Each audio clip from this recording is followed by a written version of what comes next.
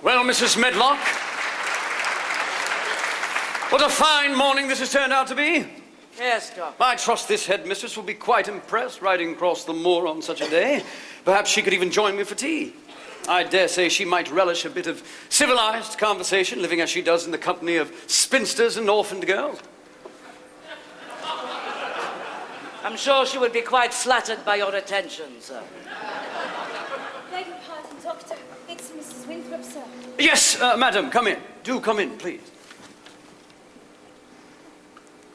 Good day, Doctor. And this is our housekeeper, Mrs. Medlock. How do you do? I trust you had a pleasant journey.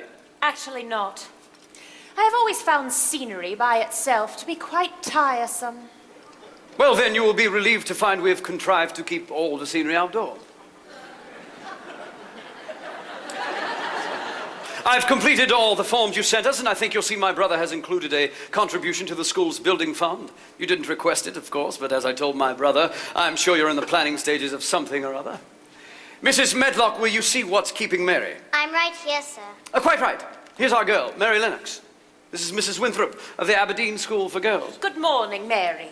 I don't want to go to a school. Oh, but you do. A useless child never knows her worth, we say. My Uncle Archibald... Perhaps if you would tell Mary a little about the school, she'd see there is no reason to be frightened. Or... Certainly. And let me say from the start that you are not on trial here.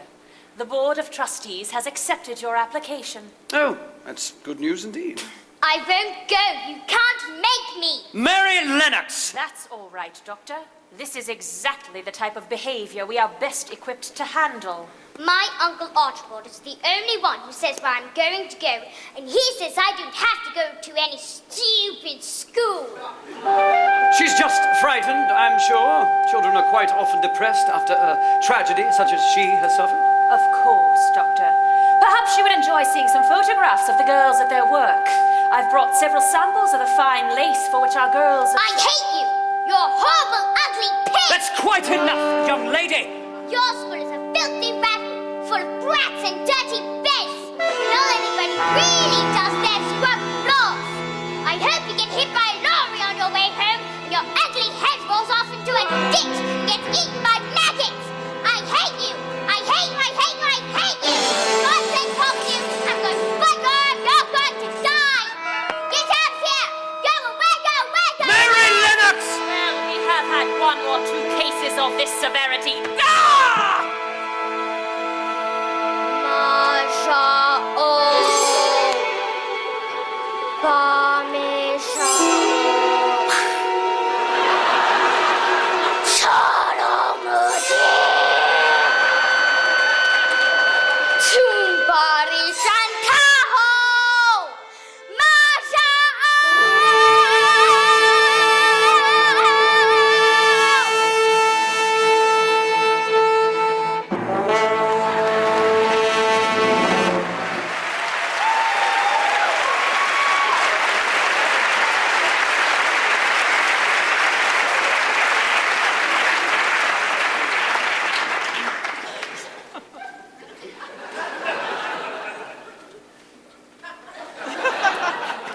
Doctor, what you have here is a medical problem.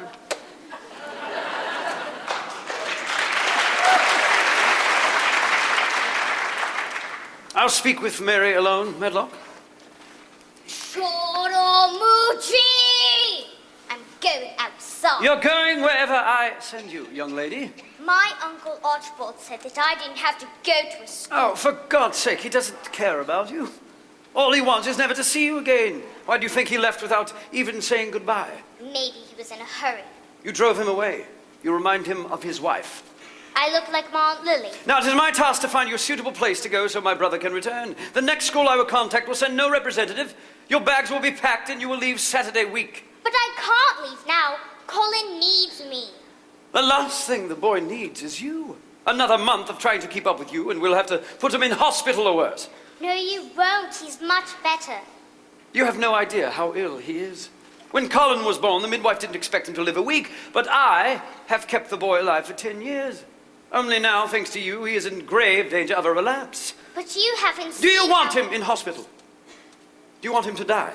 to die. Yes, to die. Colin is too active at this stage in his recovery. If you push him to take his first step too soon before his heart is strong enough, he will not survive it. Do you understand, Mary? Colin's very life is in your hands. You must go, and go you will. Now that is all I have to say to you. Why are you standing here? Are you quite amused to learn of your power? I didn't do anything. You locked him up in his room. You may go. You don't want Colin to get well at all. You want him to die so you can have this house.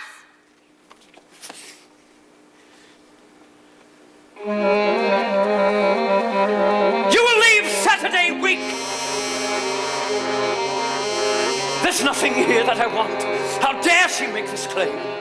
Isn't it clear what I want? To serve has been my aim. Still I have to wonder who I'd be if it all belonged to me. If they'd all disappeared, I'd start again. I could be happy then. I'd live like other men. If they'd all disappear, I could be free. Cut off from pain and loss. At last, I'd be.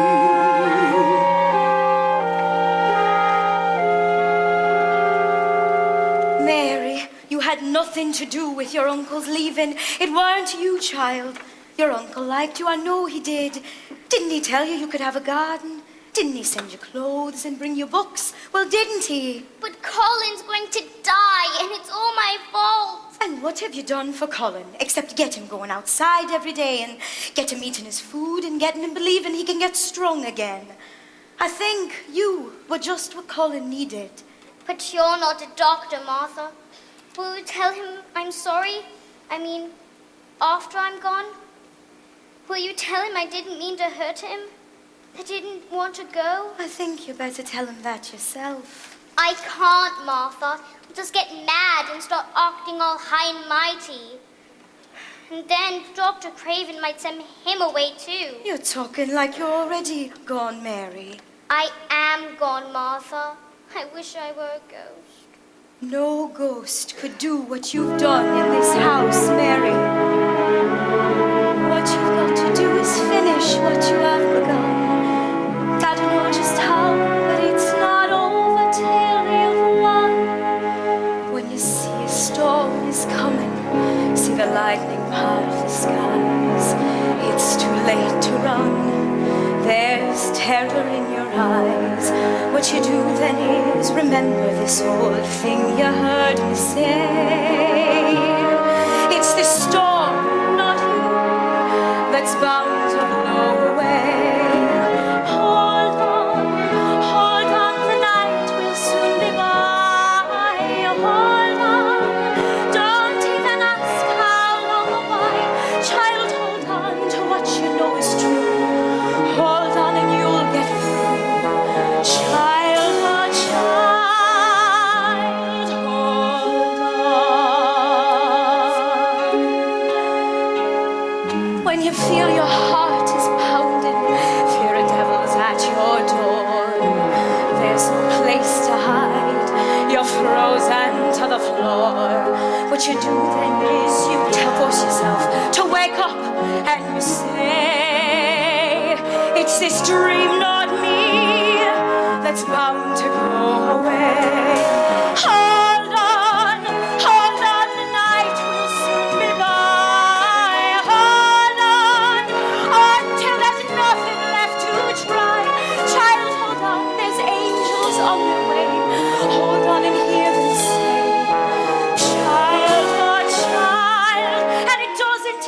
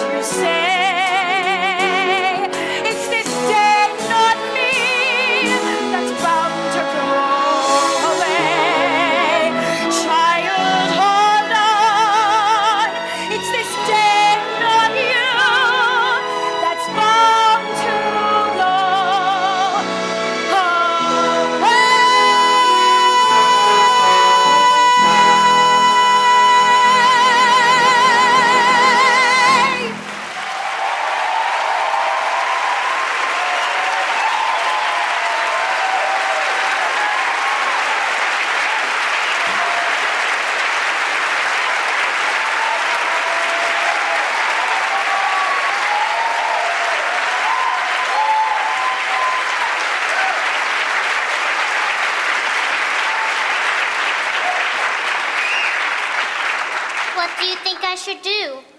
I think you should get pen and paper and write to your uncle in Paris and tell him to come home. I think you should let Colin's father say whether he likes him standing or not. But why would he listen to me?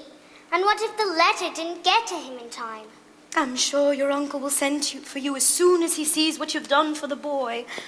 Now, you do know how to write, I hope, because I won't be much help to you in that department. A little. That's all right. You don't have much to say, do you? E-A-R, Uncle Archie. How are you? I'm fine. Everybody else is too. Please come home. I have no home. Martha says that you're in Paris. Is that very far away? It's a house, child, just a They house. have nice girls and boys I there. can't get far enough away from it. Please come home. Should I say that Colin's well now? Streets of Paris like a maze. Should I say that Dr. Craven? Sleepless nights and aimless days. I think that what you have is good. Let's get it posted on its way. He'll rush home and you